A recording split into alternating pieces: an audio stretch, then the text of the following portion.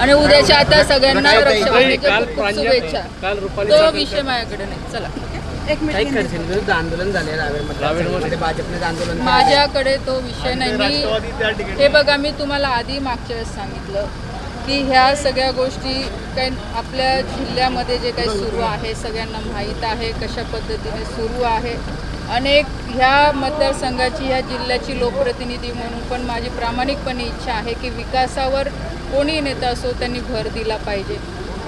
आणि जे काही सुरू आहे आज त्याच्या वेदना मला पण होतात, पण मी याच्यावर कमेंट करू शकत नाही. कारण की मी मागच्या वेळेस सांगितलं की आज मी एक जबाबदारी मंत्री आहे केंद्र सरकारमध्ये आणि जोपर्यंत काही गोष्टी पुढे येत नाही, तथ्य त्याच्यातनं पुढे येत नाही, तोपर्यंत मला कमेंट करणं मला वाटत नाही ते योग्य आहे. आणि शेवटी राजकारण आहे, कशा पद्धतीने जातं आहे तुम्ही पण बघता आहे. पण हे आपल्या जळगाव जिल्ह्यामध्ये कुठेतरी थांबलं पाहिजे, विकासाकडे लक्ष दिलं पाहिजे. कारण अनेक विकासाचे विषय मुद्दे आहे, शेतकऱ्यांचे मुद्दे आहेत, जर आपण सगळ्या लोकांनी कोणी असो कोणताही नेता असो जर त्याच्याकडे लक्ष दिलं तर मला असं वाटतं आपल्या जिल्ह्याचं चांगलं. सोशल मीडियाच्या भाऊ गर्दीत विश्वासार्हतेने चकाकणारे नाव म्हणजे लेट्सअप मराठी. सगळ्यांना सगळ्या नागरिकांना ती स्पीच ती लेट्सअप वरील मुलाखती म्हणजे विचारांचा खजिना.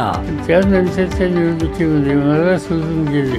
बातम्या केवळ वस्तुस्थिती सांगणाऱ्या, न प्रोपगंडा, फक्त जनतेचा अजेंडा. क्योंकि आने वाला कल जाने वाला है, जाने वाला कल आने वाला है. राजकारण, मनोरंजन असो की क्रीडा क्षेत्र, महाराष्ट्राची स्पंदने संवेदनशीलतेने टिपणारे माध्यम म्हणजे लेट्सअप मराठी.